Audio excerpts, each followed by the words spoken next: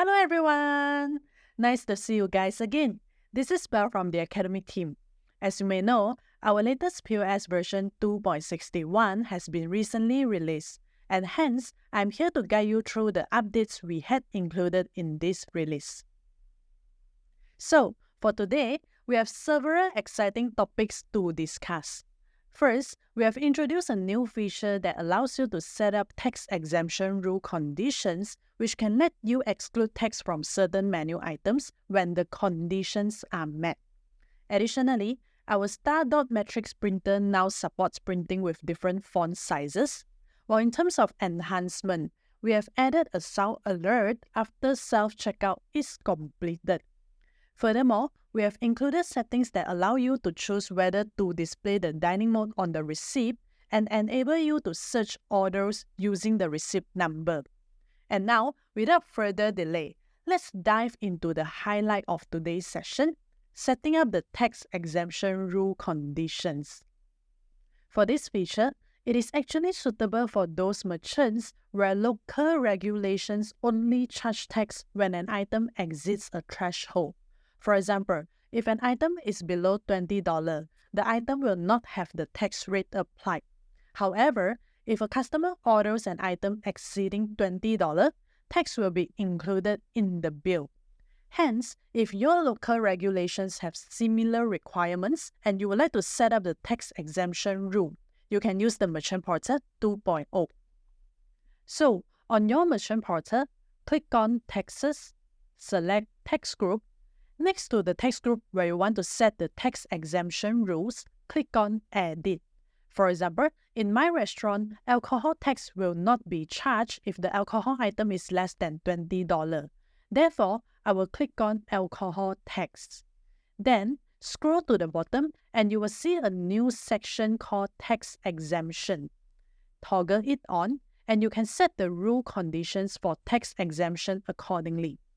So for my restaurant, I will set it as if the item subtotal is less than $20, it will be excluded from this tax. And once done, I will click on Save and that's about it. And now, on my POS, you will notice that if my alcohol item exceeds $20, the 10% alcohol tax will be applied to this item. However, if my item costs less than $20, for example, $15, no tax will be charged for this item. Next, let's look at an update for the Star Dot Matrix printer. Previously, you may have noticed that these printers do not support adjusting the font size in ticket printing. This meant that changes made to the font size setting in the ticket template setting did not reflect in the printed tickets. But now, with this version update, once you change the font size setting in this page, your printing result on the Star Dot Matrix printer will change according to what you set. Alright, now let's explore the enhancement we have made in this POS version update. The first enhancement is the inclusion of a sound alert after self-checkout is completed.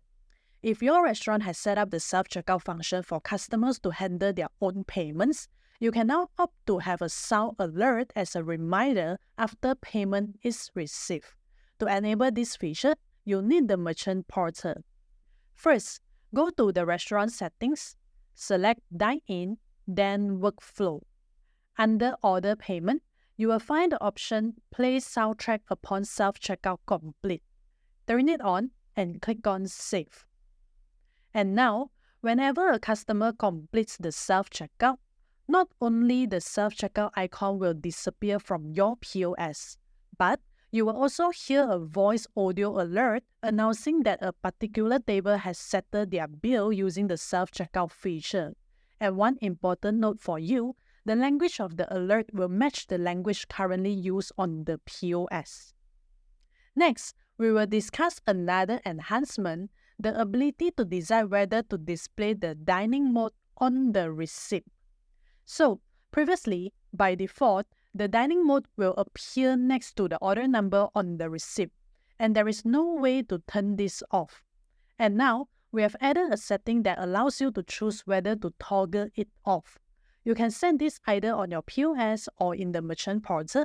Here, I will demonstrate using the POS. So, on your POS, click on Setting, go to Printing under Restaurant Settings, go to Receipt Template, and you will find a newly added setting called Show Dining Mode near Order Number. If you prefer not to display the dining mode on the receipt, simply toggle it off and click on Save. Then, you will notice that the dining mode will be hidden in the next printing. Okay, last but not least, we have the enhancement to support order searching by using the receipt number. If you have enabled the setting to print receipt number, you should see the receipt number on your receipt as shown in this example here. And starting from this POS version, you can use the receipt number to search for orders on your POS. And what's convenient is that you don't need to input the complete receipt number. You can just enter part of it, and as long as it matches, you will see the relevant search results. However, please take note that you can only search for receipt numbers from receipts printed after updating to POS version 2.61. Having said that, if you try to search for a receipt number from 2 weeks ago when you're still using POS version 2.60, the search will not work. Alright, so that will be all for the highlights we have in this POS version 2.61. And as a reminder, the updates are now ready on your App Store. So remember to update it and try to explore the features that we have just discussed if it is relevant to your restaurant operations. And of course, if you encounter any challenges when setting up the features, feel free to contact us as we are more than happy to assist you. Okay, with that, we call it a day. Thank you for joining me, and I'll see you guys soon in the next update. Goodbye and have a great day ahead.